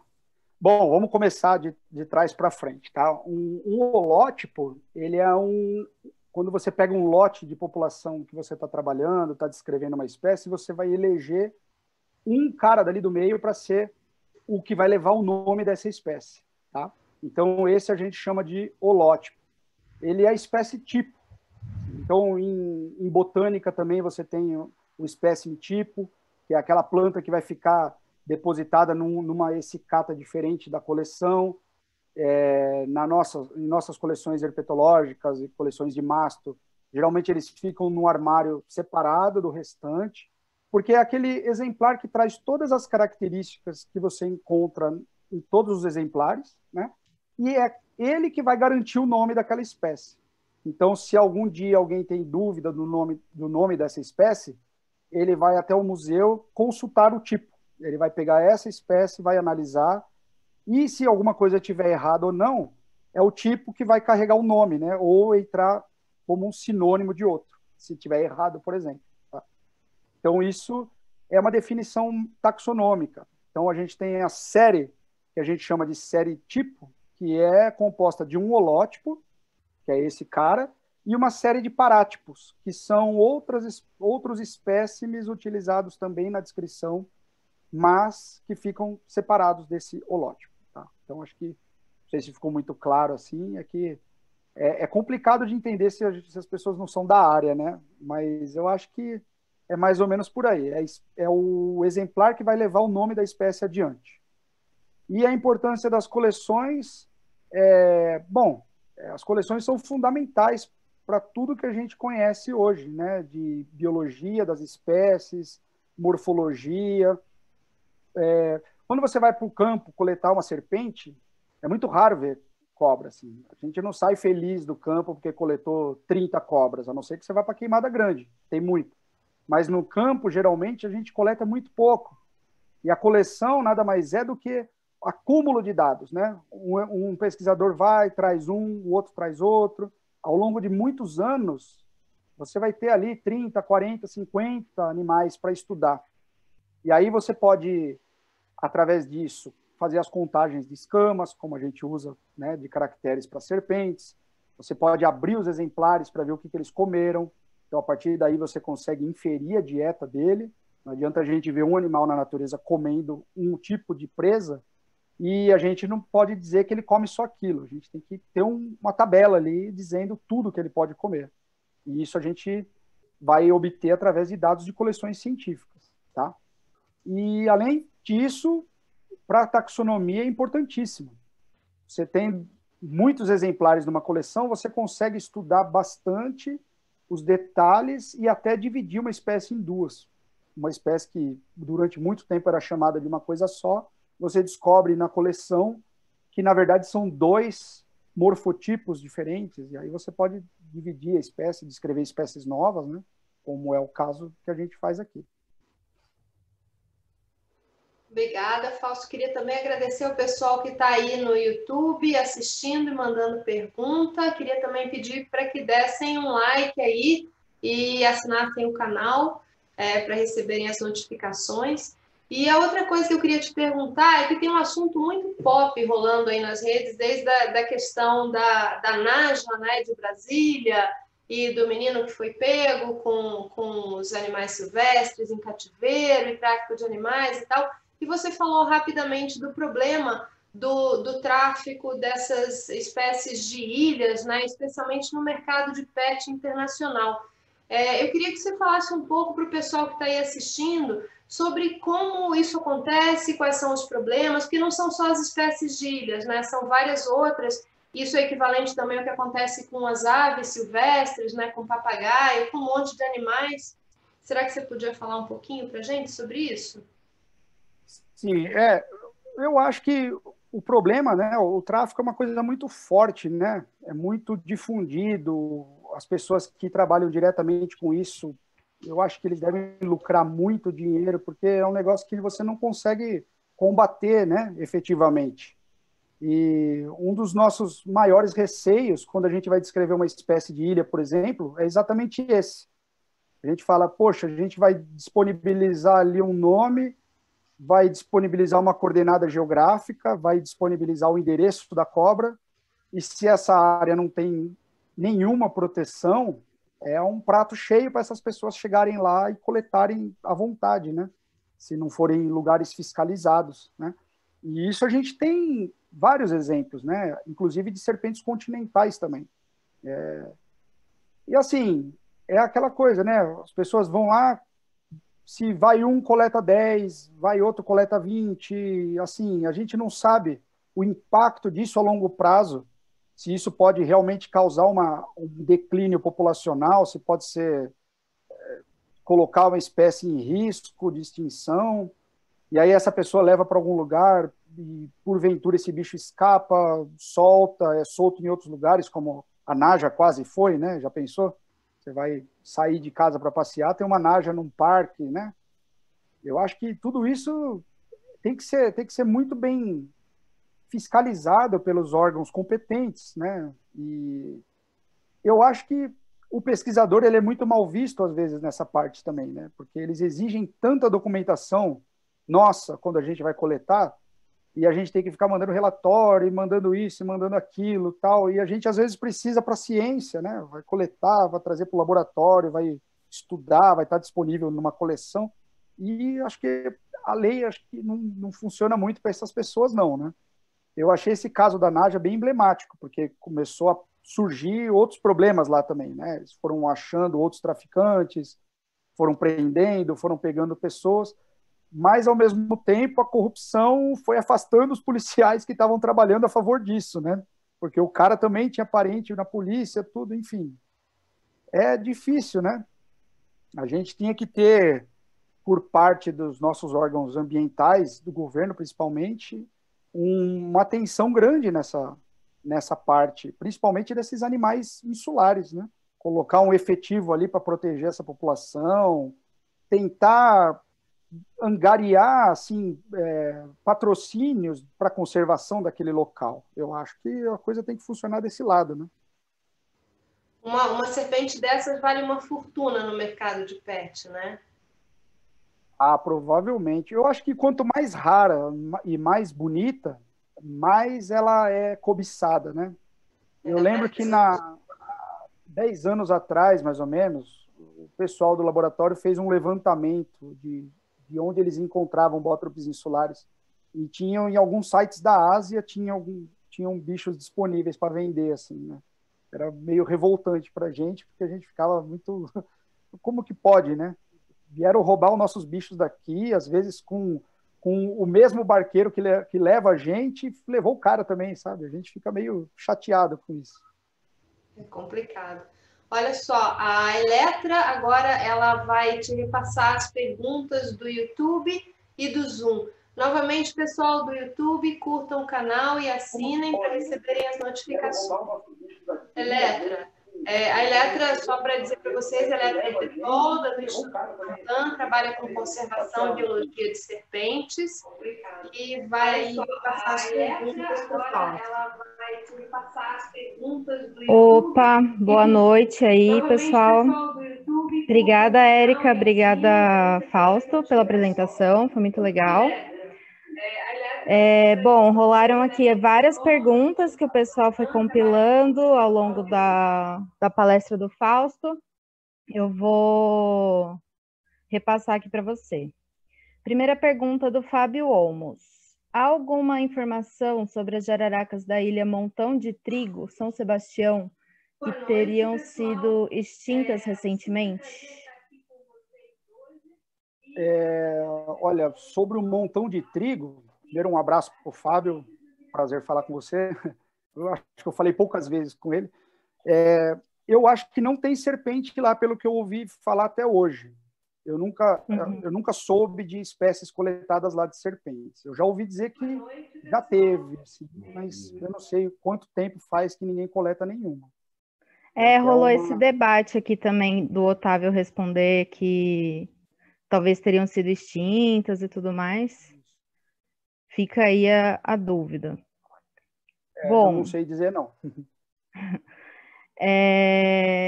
Outra pergunta do Carlos Dutra. É verdade que a jararaca ilhoa estaria se transformando em hermafrodita? Não, não é. É que, na verdade, as jararacas, as fêmeas de jararaca ilhoa, elas apresentam uma estrutura que é análoga ao hemipênis das cobras, que é até chamado de hemiclítoris. Hemiclitóris, talvez. E, assim, ela é bem parecida com o hemipênis, só que de tamanho reduzido. E não tem nenhuma evidência de que ela esteja virando hermafrodita, não. É que o hemiclitóris ele é uma estrutura que está presente em algumas jararacas do continente também, em fêmeas, só que na ilha, por algum motivo evolutivo, né, bastante é comum esses caracteres se fixarem na ilha, né? E todas as jararacas fêmeas que eu vi de insulares apresentam hemiclitóris, mas até onde se sabe ele não tem nenhuma função de autofecundação ou fecundação com outras fêmeas, não tem essa. Elas ainda precisam de ter cópulas com machos para poder se reproduzir. Sim. Só complementando um pouco, tem uma aluna, né, do lado do Butantan, a Lígia, que ela está trabalhando exatamente com isso no mestrado dela. Logo menos, acho que a gente vai ter também um feedback dessa conversa aí. Ótimo. É a aluna da Selma, né? Aluna da Selma, Ah, ótimo. Então vai ter um resultado. Está trabalhando exatamente com isso. Bem legal o trabalho dela. Ah, show de bola. Tem uma pergunta aqui que você já respondeu um pouco, mas se você quiser falar um pouco mais, do Tomás Varalo. Existem informações sobre a dieta de Bótropis alcatrazes no modelo dos estudos com as insulares? Como que é? Desculpa. Existem informações sobre a dieta de alcatrazes no modelo dos estudos que tem com as insulares? Tem as evidências que a gente conhece de alimentação de ectotérmicos. Uhum. Não sei se é isso que ele quis dizer, não entendi direito. Acho que o modelo de estudo com insulares seria de museu mesmo, modelo? Talvez, né? O problema é que a gente não tem muitos exemplares de museu. A grande parte que tem voltaram do cativeiro, que era mantido no cativeiro do Butantan. Eles já alteraram o tamanho e tudo, porque eles eram alimentados com ratos, né? Mas as poucas informações que tem estão no artigo de descrição dela mesmo, né? Uhum. Não tem muito exemplar em coleção também para poder analisar direitinho. Beleza. Mais uma do Tomás Varalo. Todas as espécies insulares são agrupadas dentro do cluster jararaca, dentro do grupo jararaca, pelo menos na filogenia atual? Sim, essas pelo menos que eu falei hoje, sim. Sim. Eu não sei se na região Nordeste a gente não tem presença de, por exemplo, Bótropis leucurus em algumas ilhas também. Aí é outra coisa. A gente também tem outras jararacuçus que também ocorrem em ilhas, mas, assim, dessas que eu falei hoje, todas são do grupo Bótropis jararaca, sim. Uhum. Outra pergunta, acho que você nem precisa responder, que você falou bastante disso. A diminuição do tamanho dessas espécies de ilha se deu pela especiação nessas pequenas ilhas? O tamanho delas tem relação com o tamanho da ilha em que elas estão ocupando? Essa pergunta acho que você respondeu bem, né? Inclusive a própria Bianca Costa Ribeiro, que foi quem perguntou, disse que se sentiu contemplada com a sua aula. Então, se quiser falar mais um pouquinho, não tem a ver com o tamanho da ilha em si, né? Como você explicou. Eu acho que a ilha pode ser um limitante também, mas ficou um pouco evidente quando a gente pega a Queimada Grande, que é uma ilha relativamente pequena, assim, em relação a Alcatrazes, por exemplo, e ela tem espécies maiores, né? Espécimes maiores. E Alcatrazes, que é uma ilha grande, que tem bastante floresta, tem uma espécie pequenininha, né? Então, o tamanho da ilha ele pode estar relacionado com a carga de suporte que ele tem de espécies que vivem nela, mas eu acho que a dieta é o principal fator que vai limitar o tamanho dessas espécies mesmo. Legal, Fausto. Outra pergunta. Sandro Rogério. Qual a diferença entre a jararaca e a jararacuçu? Qual é a altura do bote delas? Tem várias diferenças, assim, principalmente na coloração. O jararacuçu é um animal muito mais robusto, tem a coloração mais escura, uns desenhos amarelos, assim, bem evidentes, a cabeça toda escura. A jararaca já tem um desenho menos definido, assim, menos padronizado, varia bastante. E, a altura do bote, eu não sei, eu acho que depende de como que ela está posicionada ali para o bote, né? Depende da nossa Depende da distância dela distância que também. você tá também, né? Mas ambas chegam assim, até um terço do próprio corpo é o tamanho que ela alcança, né? Então, para todos os efeitos, use botas. Quando estiver andando no mato, não se arrisque. Beleza. Melissa Alves. Fiquei curiosa para saber por que a ilha se chama Ilha da Moela. Você sabe isso, Fausto? Por que o nome da ilha é esse? Não, Não? não sei. Talvez o Marcelo saiba, mas eu nunca perguntei para ele, não. Eu não sei, não. Não sei dizer, não. Bianca Costa Ribeiro. Vê se Opa. o Fábio Omos pode saber, talvez, a razão do nome da ilha. Fábio, se tiver aí. Quem souber aí, galera, por favor, nos fale, que eu também fiquei curiosa. Bianca Costa Ribeiro. Sobre o veneno das jararacas como um todo, existem estudos do potencial farmacêutico do veneno dessas espécies? Pensando em tratamentos de doenças? Não, ainda não. Ainda não.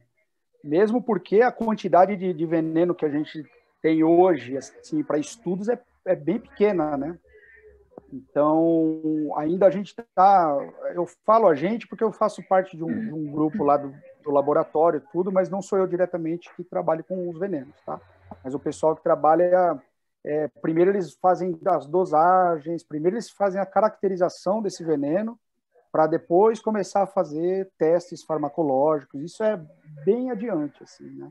E que eu saiba, não tem nenhum estudo assim já feito com isso, não. Então, todos estão ainda se encaminhando para isso, né? Uhum. Acho que um exemplo clássico, assim, não sei se é exatamente isso, é o captopril, né? Que é Isso. aquele remédio para pressão alta lá, que é com base em um componente que tem no veneno da jararaca, né? Mas, Isso. assim, é uma coisa bem E que pontual para baixar a apreensão, não é uma coisa terapêutica em longo prazo, né? E que nem é feito aqui, né? Eu acho que é um laboratório internacional que desenvolveu e que patenteou, né? Não foi nem o Brasil. É verdade. Tomás Varalo. Você pode disponibilizar esses artigos sobre dieta? A dieta de Alcatraz está no próprio artigo da descrição de Alcatraz, se eu não me engano, que lá eles têm algumas informações, sim. Eu não me lembro de ninguém de lá para cá trabalhar exatamente com a ecologia dessa população, não, viu? Infelizmente. Eu acho que a informação que a gente tem já publicada é o artigo da descrição da espécie, que é o Marques, Martins e Sazima, 2002. Mas eu tenho o artigo, eu posso passar, assim, se tiverem um jeito de... Acho que depois a gente pode ver com o Guto aí, com a Érica, de colocar na descrição do vídeo, né, que vai ficar no YouTube, o link Sim. de algum artigo, alguma coisa assim. Podemos. Bom, Olha, só interrompendo um segundinho aqui, o Fábio Omos, o Carlos Gomes, o Carlos Dutra e a Ana Cristina Duarte respondem que o nome Ilha da Moela é por causa da semelhança do formato da ilha com a moela de uma galinha. Acho que a Ana Cristina Duarte é o Marcelo que usa o computador da esposa. É verdade. Eu acho que é isso. Então, Mas é ele mesmo. É verdade. Ótimo, então tá respondido. Eu não sabia também, não. Legal. Bom, mais uma coisa que você também já comentou, mas se quiser falar especificamente é Bianca Costa Ribeiro. Como vocês analisam a dieta das serpentes? Como a gente analisa?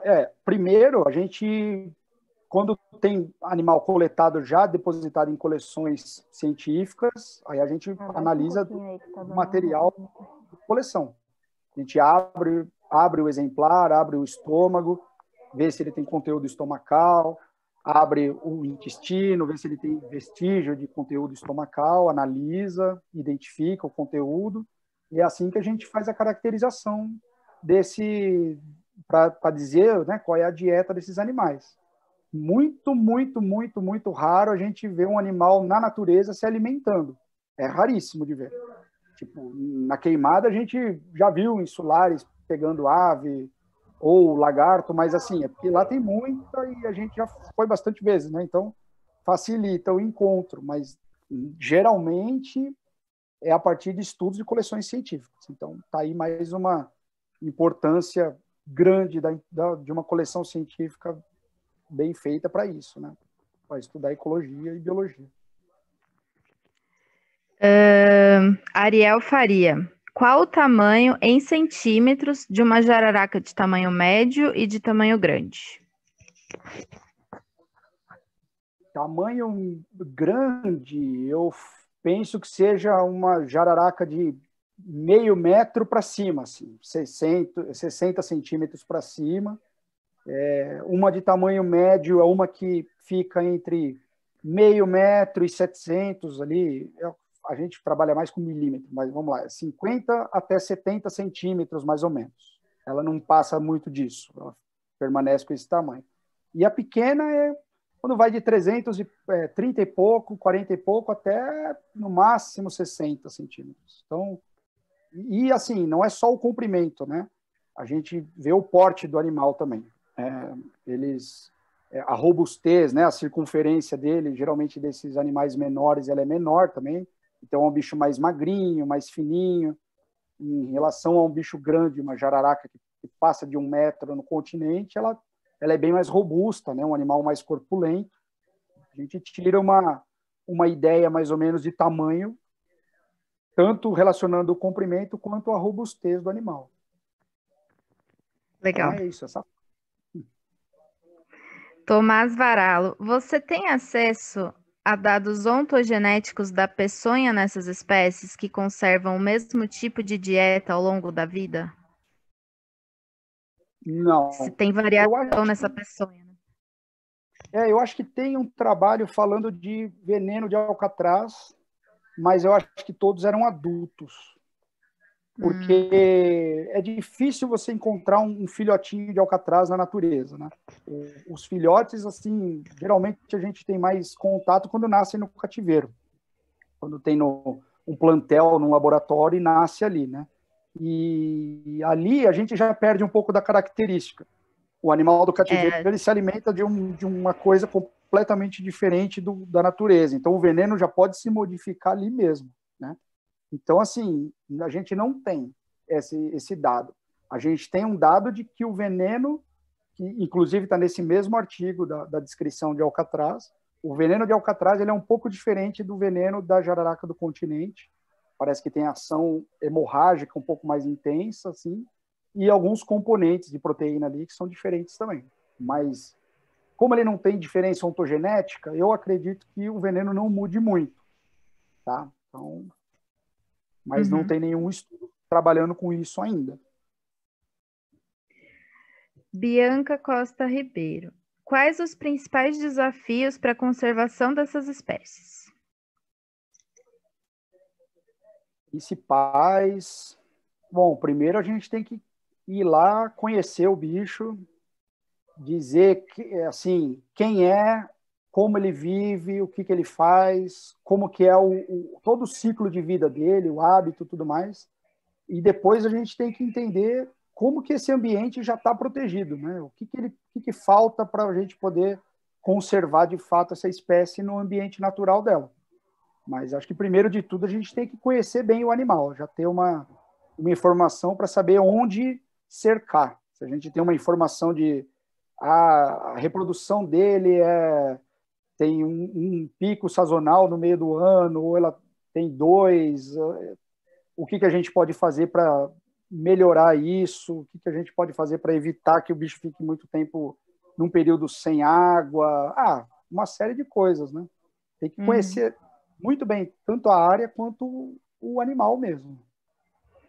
E eu acho que ainda por ser uma cobra é um desafio a mais, né? Se fosse um passarinho, um bichinho peludinho, já seria um desafio a menos. Já teria uma ONG. Já Os teria uma ornitólogos ONG ouçam, super né? disposta a fazer qualquer coisa. Fabiano, parabéns, Fausto, pela apresentação. A previsão para a publicação da espécie da Ilha da Moela? Pergunta que não quer calar. Eu espero que seja assim, ainda esse ano. A gente está finalizando o artigo mesmo. Essa semana eu acho que vai ser o deadline para a gente pôr na mesa mesmo e encerrar, porque já está bem adiantado, já está descrito, já tem aquelas figuras bonitas para caramba, falando das transgressões, das histórias, né, das ilhas e do litoral. E falta sentar e acabar só. Eu acho que a gente submete até meio de setembro, assim, com certeza. E aí, dependendo da revista, sai no comecinho do ano que vem. Vamos torcer. E o Fausto comentou que o artigo, que o nome vai ser em homenagem a um herpetólogo de quem todo mundo gosta. Então, vocês podem começar a fazer o bolão. Super curiosa. O bolão pode começar, são poucos. Essa ia ser a minha pergunta. Então, podem começar a fazer o bolão para descobrir o nome. Pode ser, pode fazer, hein? Conta aí pra gente, Fausto, em primeira mão, só para quem está assistindo até o final. Não. Isso aí mexe com a superstição dos taxonomistas. A gente não pode divulgar. Meu Deus. Se não tiver o artigo tinindo já, senão gora. Bom, tem mais umas perguntas aqui que chegaram de última hora. Deixa eu achar aqui, calma aí. Felipe Nascimento. Professor, as diferentes dietas das serpentes resultam em diferentes venenos? Sim, resultam sim, Felipe. Valeu aí pela pergunta. O Felipe foi um aluno meu aqui da UMC. E resultam sim. O veneno está completamente relacionado à dieta e à defesa do animal também, mas principalmente à dieta. Então, se o animal se alimenta de uma presa ectotérmica, dependendo de como que ele captura e tudo mais, com certeza é diferente o veneno de uma presa ectotérmica para uma presa endotérmica. Eles têm funcionalidades diferentes, né? Componentes de proteínas diferentes, tudo.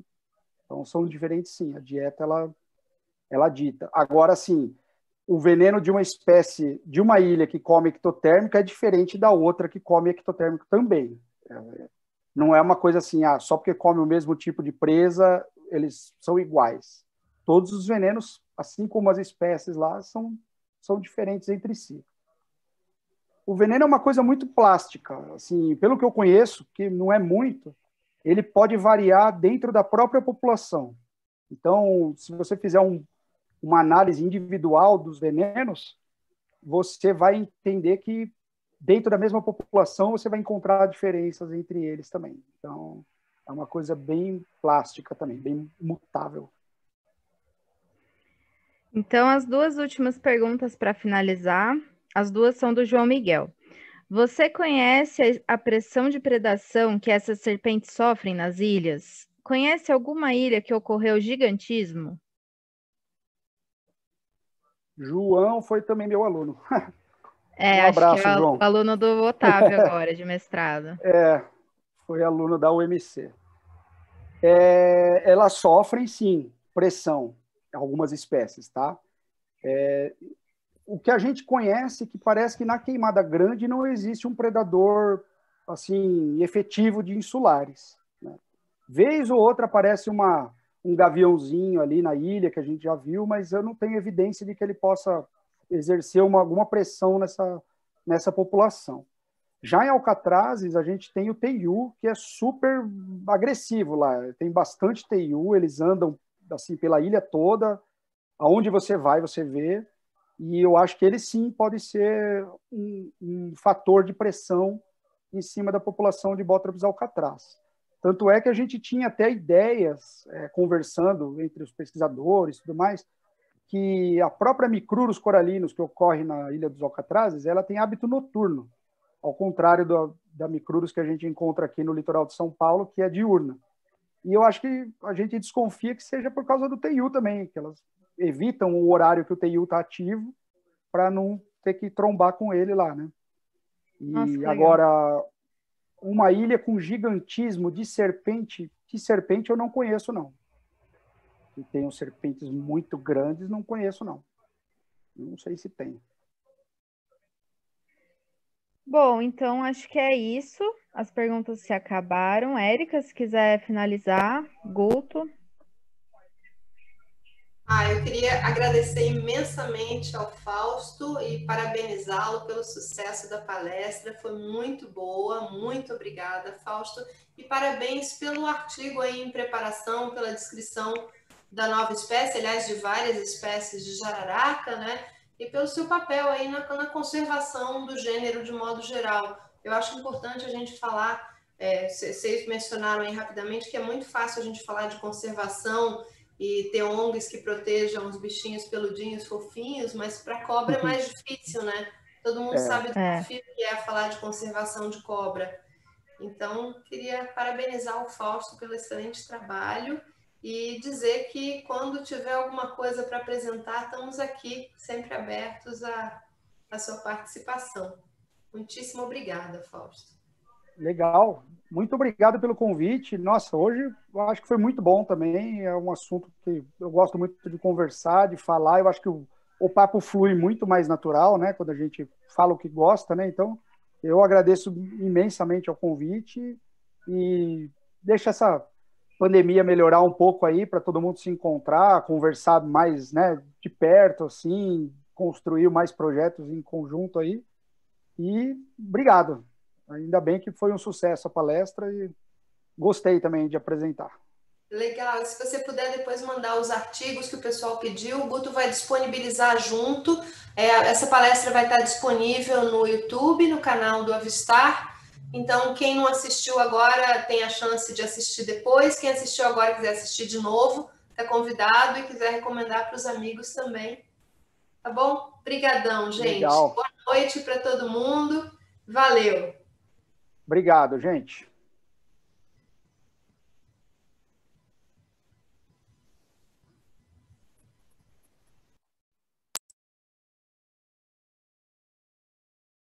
Bom, muito bom, hein?